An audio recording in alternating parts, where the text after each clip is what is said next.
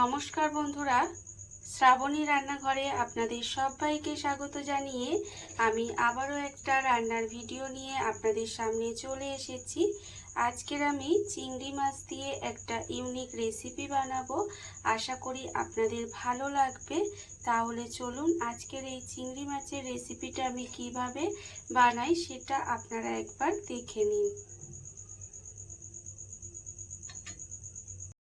রান্নাটা করার জন্য প্রথমে আমি এখানে দেখুন বেশ কিছুটা চিংড়ি মাছ নিয়ে নিয়েছি। আর চিংড়ি মাছটা কিন্তু আমি আগে থেকে ধুয়ে ভালোভাবে পরিষ্কার করে রেখে দিয়েছি। এইবারে দেখুন আমি কিন্তু চিংড়ি মাছের মধ্যে প্রথমে মাখিয়ে নেব। এখানে দেব নুন, এখানে কিন্তু আন্দাজ মতো নুন দিয়ে দেব। আর দেব আমি এখানে হলুদের গুঁড়ো, এখানে কিন্তু অল্প সামান্য একটু হলুদের গুঁড়ো দেব। আর দেব আমি এখানে লঙ্কার গুঁড়ো। এখানে নুন, হলুদ গুঁড়ো আর লঙ্কা গুঁড়ো দিয়ে এখানে কিন্তু প্রথমে আমি মাছটা মাখিয়ে নেব। খুব ভালোভাবে কিন্তু মাছটা মাখিয়ে নিতে হবে। আর আমি প্রতিদিনের মতো আপনাদের একটা কথাই বলবো যে প্লিজ আমার ভিডিওটা আপনারা টেনে টেনে দেখবেন না, পুরো ভিডিওটা দেখুন। আশা করি আপনাদের ভালো লাগবে। দেখুন আমি কিন্তু এখানে প্রথমে মাছের মধ্যে নুন, হলুদ আর লঙ্কা গুঁড়ো দিয়ে খুব ভালোভাবে মাখিয়ে নিয়েছি। মাখিয়ে নিয়ে এটা কিন্তু আমি 5 থেকে 10 মিনিট মতো রেখে দেব। এটা এইভাবে 10 মিনিট মতো আমি রেখে দেব। মাছটা আমি এখানে 10 মিনিট মতো ম্যারিনেট করতে দিয়েছি। যতক্ষণ মাছটা ম্যারিনেট হচ্ছে ততক্ষণ একটা মশলা রেডি করে নেব। তার জন্য নিয়েছি মিক্সির জারটা। এবার মিক্সির জারের মধ্যে প্রথমে দিয়ে দেব দেখুন 3 কোয়া রসুন। এখানে কিন্তু খুব বেশি রসুন দেওয়ার দরকার নেই, অল্প একটু দিলেই হবে। 3 কোয়া রসুন দিয়েছি। আর দিয়েছি আমি এখানে ছোট একটা পেঁয়াজ, একটা ছোট সাইজের পেঁয়াজ এইভাবে কুচি করে রেখেছিলাম, সেই পেঁয়াজটা আমি এখানে দিয়ে দিয়েছি। আর দেব আমি এখানে একটা ছোট সাইজের টমেটোকে এইভাবে কুচি করে রেখেছিলাম, সেই টমেটোটাও কিন্তু এর মধ্যে দিয়ে দিলাম। এইবার আমি এর মধ্যে দিয়ে দেব এখানে যে চিংড়ি মাছগুলো আমি ছাড়িয়ে রেখেছিলাম তার মাথাগুলো কিন্তু আমি ফেলে দিইনি, সেই মাথাটা কিন্তু খুব ভালোভাবে পরিষ্কার করে নিয়েছি। সেই মাথাটাও আমি এখানে দিয়ে দিলাম। দিয়ে সমস্ত কিছু একসঙ্গে পেস্ট করে নেব। আর অবশ্যই কিন্তু চিংড়ি মাছের মাথাটা ব্যবহার করার আগে খুব ভালোভাবে বেছে পরিষ্কার করে নিতে হবে। এবার আমি এই মশলাটা পেস্ট করে নেব। মশলা আমার এখানে রেডি হয়ে গেছে, মশলাটা আমি এখানে রেডি করে নিয়েছি। আর অন্যদিকে দেখুন গ্যাসটা অন করে একটা কড়া বসিয়ে দিয়েছি। এইবারে আমি কড়ার মধ্যে দিয়ে দেব প্রথমে সর্ষের তেল। এখানে কিন্তু রান্নাটা আমি সর্ষের তেলেই করব, তার জন্য আমি কড়ায় বেশ কিছুটা সর্ষের তেল দিয়ে দিলাম।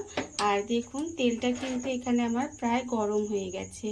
যখন দেখবেন তেলটা এখানে ভালোভাবে গরম হয়ে গেছে তখন কিন্তু আমি এর মধ্যে দিয়ে দেব যে চিংড়ি মাছগুলো এখানে আমি ম্যারিনেট করতে রেখেছিলাম, সেই চিংড়ি মাছগুলোও কিন্তু ম্যারিনেট করা হয়ে গেছে। এবার আমি মাছগুলোকে তেলের মধ্যে দিয়ে দিলাম। মাছগুলো তেলের মধ্যে দিয়ে কিন্তু মাছগুলো খুব বেশি লাল করে বা কড়া করে ভাজবো না, মাছগুলো কিন্তু উল্টে পাল্টে জাস্ট একটু হালকা করে ভেজে নেব। তার কারণ চিংড়ি মাছ যদি বেশি কড়া করে ভাজি তাহলে কিন্তু মাছটা শক্ত হয়ে যাবে, তখন কিন্তু খেতে ভালো লাগবে না। আমি এইভাবেই একটু উল্টিয়ে পাল্টে মাছটাকে হালকা করে ভেজে নেব। মাছটা আমার এখানে হালকা করে ভাজা হয়ে গেছে। মাছ কিন্তু আমি এখানে হালকা করে ভেজে নিয়েছি। এইবারে মাছগুলোকে আলাদা করে তুলে রেখে দেব। মাছগুলো আমি এখানে আলাদা করে তুলে রেখে দিয়েছি। এইবার এই তেলের মধ্যেই রান্নাটা করব, তার জন্য আমি দিয়ে দিলাম এখানে অল্প একটু কালো জিরে ফোড়ন দিলাম। কালো জিরে ফোড়ন দিয়ে কালো জিরেটা কিন্তু একটু এইভাবে তেলের মধ্যে নেড়ে ছেড়ে ভেজে নেব। কালো জিরেটা দিয়ে কিন্তু একটু সময় তেলের মধ্যে নেড়ে ছেড়ে ভেজে নিতে হবে। যখন দেখবেন ঠিক একটু ভাজা হয়ে যাবে তখন আমি এর মধ্যে দিয়ে দেব প্রথমে যে মশলাটা আমি মিক্সিতে রেডি করে রেখেছিলাম, সেই মশলাটা কিন্তু এখানে দিয়ে দেব। মশলাটা এখানে দিয়ে দিলাম। দিয়ে মশলাটা কিন্তু তেলের সঙ্গে খুব ভালোভাবে প্রথমে কষিয়ে নেব, যাতে মশলার যে একটা কাঁচা গন্ধ থাকে সেটা চলে যায়। আর আমার নতুন বন্ধু, পুরনো বন্ধু সবাইকেই বলবো আমার তরফ থেকে অনেক অনেক ভালোবাসা। পুরনো বন্ধুদের বলবো এইভাবে আমাকে ভালোবাসা দিয়ে আমার পাশে থেকে যাবেন।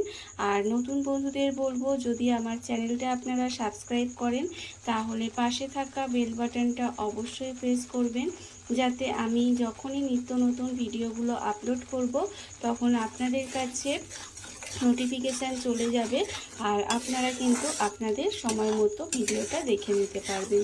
দেখুন এইভাবেই কিন্তু আমি প্রথমে মশলাটা দিয়ে একটু তেলের মধ্যে কষিয়ে নেব। মশলাটা আমি এখানে তেলের মধ্যে একটু সময় এইভাবে কষিয়ে নিয়েছি। এর ফলে এই যে মশলার একটা কাঁচা গন্ধ থাকে সেটা চলে গেছে। এইবার আমি এর মধ্যে দিয়ে দেব আন্দাজ মতো নুন, আর দেব আমি এখানে হলুদের গুঁড়ো। এখানে কিন্তু হাফ চামচ মতো হলুদের গুঁড়ো দিলাম। যেহেতু এখানে ছোট চামচে দিয়েছি, ছোট চামচের 1 চামচ দিয়েছি, কিন্তু এটা বড় চামচের হাফ চামচ মতো হলুদের গুঁড়ো দিলাম। আর দেব আমি এখানে লঙ্কার গুঁড়ো। এখানে কিন্তু হাফ চামচ লঙ্কার গুঁড়ো দিচ্ছি। আপনারা কতটা ঝাল খাবেন সেটা বুঝে কিন্তু লঙ্কার গুঁড়োটা ব্যবহার করবেন। এখানে হাফ চামচ লঙ্কার গুঁড়ো দিয়ে দিলাম। আর দেব আমি এখানে খুব সামান্য একটু স্বাদের ব্যালেন্সের জন্য অল্প সামান্য একটু চিনি দিলাম। চিনি দিয়ে আবারও কিন্তু মশলাটা খুব ভালোভাবে কষিয়ে নেব। মশলা যত ভালোভাবে কষাবেন তত কিন্তু রান্নার স্বাদ ভালো হবে। আমার প্রায় সব রান্নার ক্ষেত্রেই আমি একই কথা বলি যে মশলা যত গ্যাসটাকে লোতে দিয়ে কষাতে হবে, যাতে মশলাটা পুড়ে না যায় অথচ মশলাটা সুন্দরভাবে কষানো হয়ে যায়। দেখুন মশলা কিন্তু এখানে আমার একটু সময় কষিয়ে নেব। মশলা আমার কষানো হয়ে গেছে আর মশলা থেকে দেখুন তেলটাও ছাড়তে শুরু করে দিয়েছে। যখন দেখবেন মশলা থেকে তেলটা ছেড়ে দেবে তখন কিন্তু আমি এর মধ্যে দিয়ে দেব এটা আমার পোস্ত বাটা। 2 চামচ পোস্ত আর 1 চামচ সাদা সর্ষে আর 2টো কাঁচা লঙ্কা আমি এখানে বেটে রেখেছি, আর সেটাও আমি এর মধ্যে দিয়ে দিলাম। আপনাদের আগেই বলেছি যে ঝাল কতটা খাবেন সেটা বুঝে কিন্তু আপনারা এখানে গুঁড়ো লঙ্কা বা কাঁচা লঙ্কাটা ব্যবহার করবেন। তাই ঝালের পরিমাণটা আমি এখানে বলে দিলাম না। দেখুন আমি কিন্তু এই মশলাটাও দিয়ে দিয়েছি। দিয়ে এবারে খুব ভালোভাবে একটু সময় রান্না করে নেব। সর্ষে, পোস্ত আর কাঁচা লঙ্কা বাটাটা দিয়েও কিন্তু আমি একটু সময় এইভাবে রান্না করে নিয়েছি। এটা কিন্তু খুব বেশি সময় রান্না করার দরকার নেই, 5 থেকে 7 মিনিট মতো একটু এইভাবে রান্না করে নিলেই হবে। দেখুন এইভাবে কিন্তু একটু রান্না করে নিয়েছি। আর আপনারা এতক্ষণ পর্যন্ত যারা দেখছেন অথচ একটা লাইক দিতে ভুলে গেছেন তাদেরকে বলছি অবশ্যই একটা লাইক দিয়ে দেবেন। আর দেখুন আমি কিন্তু এটা এইভাবে একটু মিশিয়ে নিয়েছি। এইবারে আর কিছুই না, এর মধ্যে দিয়ে দেব জল। এখানে কিন্তু খুব বেশি আমি জল দেব না, হাফ বাটি মতো এখানে বাটিটা ধুয়ে বাটির মধ্যে পোস্ত আর সাদা সর্ষে যে আমি বেটেছিলাম সেটা কিন্তু ধুয়ে হাফ বাটি মতো জল দিয়ে দিলাম। দিয়ে এবার গ্রেভিটাকে একটু সময় আমি ফুটতে দেব। গ্রেভিটা আমার এখানে খুব ভালোভাবে ফুটে গেছে। গ্রেভিটা কিন্তু খুব ভালোভাবে ফুটিয়ে নিয়েছি। এইবার আমি এর মধ্যে দিয়ে দেব চিংড়ি মাছগুলো। যে চিংড়ি মাছগুলো আমি আগে থেকে ভেজে রেখে দিয়েছিলাম সেই চিংড়ি মাছগুলো কিন্তু আমি এখানে দিয়ে দিলাম। দেখুন চিংড়ি মাছটা দিয়ে কিন্তু আরও 5 থেকে 7 মিনিট মতো একটু রান্না করে নেব এইভাবে। আর এইভাবে কিন্তু গ্যাসটা লোতে দিয়েই কিন্তু আরও একটু সময় মাছটা রান্না করে নিতে হবে। মাছটা দিয়ে আমি কিন্তু এখানে আরও একটু সময় এইভাবে রান্না করে নিয়েছি। দেখুন রান্না কিন্তু আমার এখানে হয়ে গেছে। আর আমি এখানে এরকমই একটু গ্রেভি রাখবো, তার কারণ ভাত দিয়ে মাখিয়ে খাওয়ার জন্য।